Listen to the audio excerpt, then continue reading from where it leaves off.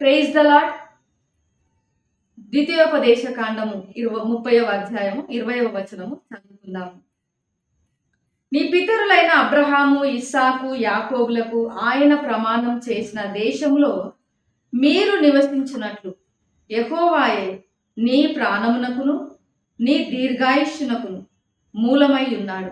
కాబట్టి నీవును నీ సంతానమును బ్రతుకును నీ ప్రాణమునకు మూలమైన నీ దేవుడైన యెహోవాను ప్రేమించి ఆయన వాక్యమును విని ఆయనను హత్తుకొనున్నట్లును జీవమును కోరుకొనుడి. ఇశ్రాయేలీలు వాగ్దాన దేశంలోనికి ప్రవేశించడానికి సిద్ధపడుతున్నారు. మోషే వారితో ఈ మాటలు తెలియజేస్తున్నాడు. వారి అవిధేయత కారణంగా అనేక సంవత్సరాల తరబడి వారు అరణ్య యాత్రనే చేశారు. చివరకు వారి యొక్క సుదీర్ఘ నిరీక్షణ మరి ఫలించటానికి సమయము ఆసన్నమైనది. వారు మరి ఎంతో సిద్ధంగా ఉన్నారు, అతి సమీపంలో ఉన్నారు వాగ్దాన దేశంలోనికి చేరడానికి. అయితే మరి దేవుడు అబ్రహాము, ఇస్సాకు, యాకోబులతో చేసినటువంటి వాగ్దానం మరి అతి త్వరలో నెరవేరబోతున్నది. ఈ విషయాలన్నీ కూడా మోషే ఇశ్రాయేలీలకు గుర్తు చేస్తున్నాడు, జ్ఞాపకం చేస్తున్నాడు.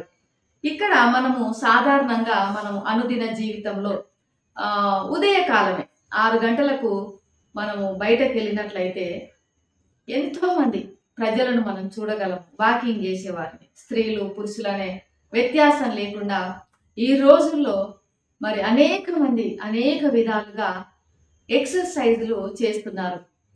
వారి యొక్క ఆరోగ్యమును కాపాడుకోవాలని, వారి యొక్క ఆయుష్ను పొడిగించుకోవాలని, వారు ఎంతో మరి సౌకర్యంగా జీవించాలని అనేక మంది మరి తాపత్రయపడుతున్నారు. అనేక రకాలుగా మరి వాళ్ళు ప్రయత్నాలు చేస్తున్నారు. అయితే ఇక్కడ ఆయుష్ మరి కావాలన్నా, అది పొడిగించబడాలన్నా, మనం బ్రతకాలన్నా కేవలం మన ప్రాణానికి, మన దీర్ఘాయుష్కు మూలం ఏమిటి అంటే ఇక్కడ దేవుడు అని ఉంది. యెహోవాయే నీ ప్రాణమునకు నీ దీర్ఘాయుష్నకు మూలము. అంతేకాని మన యొక్క అడ్వాన్స్డ్ మెడికేషన్ కాదు, మనం చేసే ఎక్సర్సైజులు కావు, మనం తీసుకునే ఆహారంలోని జాగ్రత్తలు కావు. అఫ్కోర్స్ అవన్నీ చెయ్యాలి, అవన్నీ ఒక భాగమే. కానీ ప్రాముఖ్యంగా మరి ఇవన్నీ చేసినప్పటికీ మరి అంతిమంగా మనము ఆయుష్ కొరకు, మన జీవం కొరకు ఆధారపడవలసింది ఎవరు అంటే దేవుడు మాత్రమే. ఇక్కడ ఇశ్రాయేలీలకు కూడా అదే తెలియజేస్తున్నాడు.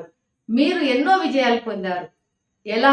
మీ యొక్క సైనిక బలాన్ని బట్టి కాదు మీ విజయం ఆధారపడింది. మీకున్నటువంటి వనరులు కాదు మీ విజయం ఆధారపడింది. మీ యొక్క విజయం దేనిపైన ఆధారపడింది? ఇప్పటి వరకు అంటే దేవుని పైన మాత్రమే ఆధారపడింది మీరు పొందుకున్న విజయాలన్నీ కూడా. ఇంకా మరి మనము మన సంతానము మరి ఆ యొక్క ఆయుష్ను లేదా దీర్ఘాయుష్ను, ప్రాణమును కాపాడుకోవాలి, పొందుకోవాలి అంటే మనం చేయవలసినవి 3 ఉన్నాయి. ఇక్కడ ప్రాముఖ్యమైన విషయాలు. మొట్టమొదటిది మనం చేయాల్సింది ఏమిటి అంటే మన నీ దేవుడైన యెహోవాను ప్రేమించాలి. రెండవదిగా ఆయన వాక్యమును వినాలి. మూడవదిగా ఆయనను హత్తుకోవాలి. అప్పుడు మరి మనకు జీవం అనేది లభిస్తున్నది. ఆయనను పూర్ణ హృదయంతో, పూర్ణాత్మతో, పూర్ణ మనసుతో, పూర్ణ బలంతో మనం ప్రేమించాలి, ఆరాధించాలి, స్తుతించాలి. రెండవదిగా ఆయన వాక్యము వినాలి. ఎందుకు వినాలి అంటే వినుట వలన విశ్వాసం కలుగుతున్నది. అది కూడా క్రీస్తుని గురించిన మాటలే మనం వినాలి. లోకానుసారమైన మాటలు వింటే మనకి ఎలాంటి విశ్వాసం రాదు, సరికదా? విశ్వాసంలో పడిపోతాము. కాబట్టి దేవుని వాక్యమును గురించిన మాటలే వినాలి. ఆ వాక్యం ఎవరు అంటే యేసుక్రీస్తుల వారు. ఆయనను గురించిన మాటలు మాత్రమే మనం వినాలి. మూడవదిగా ఆయనను హత్తుకోవాలి. అంటే ఆయనతో సమయం గడుపుట ద్వారా, దేవుని సన్నిధిలో మనం సమయం గడుపుట ద్వారా ఆయనతో అవినాభావ సంబంధాన్ని, అతి సన్నిహితమైన సంబంధాన్ని మనం కట్టుకోగలము. ఈ యొక్క మరి ఉదయకాల సమయంలో అవి చేయుట ద్వారా మనము జీవంను పొందుకుంటున్నాము.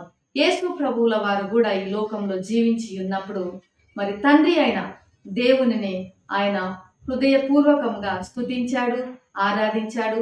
ఆయన యొక్క సన్నిధిలో సమయాన్ని గడిపాడు.